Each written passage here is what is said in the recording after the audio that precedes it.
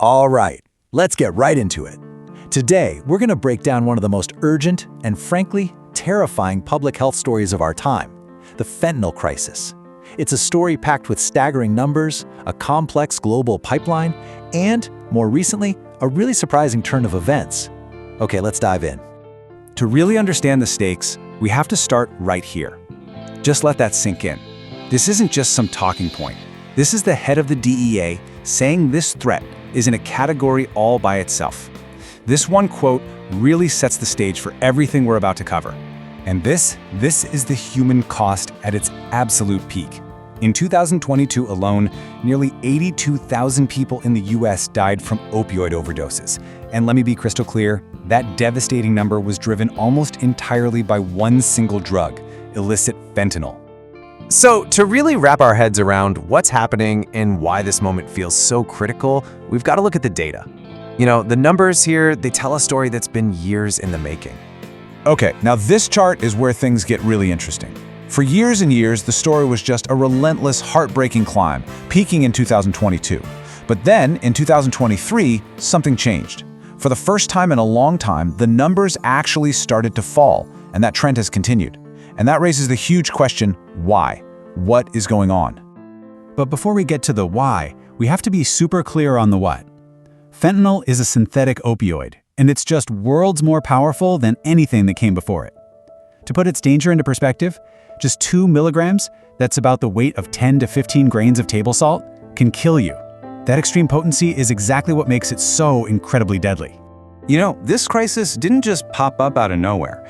It's actually the third, and by far the deadliest, wave in an epidemic that's been going on for decades. So let's take a quick look at how we even got here.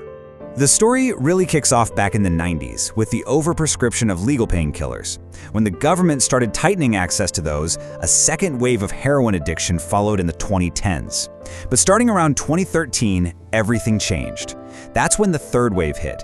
Cheap, incredibly potent, and illicitly made fentanyl, which caused that massive dramatic spike in deaths we saw earlier. So if it's being made illegally, where in the world is it coming from? Well, the answer involves this really complex international supply chain that stretches all the way across continents. Here's the basic breakdown of how it works. Step 1. The raw ingredients, these things called precursor chemicals, are mostly made in China. From there, they get shipped to Mexico, where 2 major cartels, Sinaloa and Jalisco, basically cook them into the final fentanyl product. And then, it's smuggled into the US. And here's the key point. It's most often brought in by American citizens at legal points of entry. Okay, so when you've got a global pipeline like that, trying to tackle the crisis becomes this huge foreign and domestic policy challenge. Let's look at the different ways the US has tried to fight back. So the Biden administration has really taken a multi-pronged approach.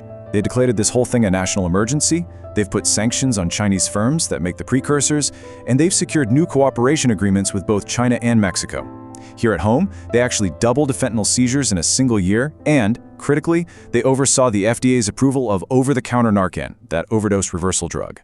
Now, the Trump administration, they came at it with a different set of tactics. They put a lot of pressure on China to regulate its fentanyl exports, and they used economic tariffs as leverage to push both China and Mexico to do more about drug flows. They also took a much more confrontational sort of military stance, ordering strikes on suspected transport boats and even describing the fight against the cartels as an armed conflict. Beyond the just tragic human toll, the economic impact of this has been, well, simply staggering.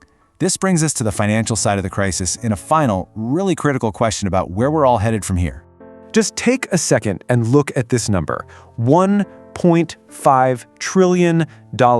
According to the U.S. Congress Joint Economic Committee, that was the estimated cost of the opioid crisis to the United States in 2020 alone. That's just a mind-boggling figure.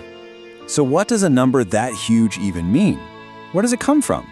Well, it's not just one thing. It's the cost of healthcare for overdoses, the massive law enforcement and criminal justice efforts, the lost productivity from people unable to work, and, most importantly, the economic value assigned to the thousands and thousands of lives cut short.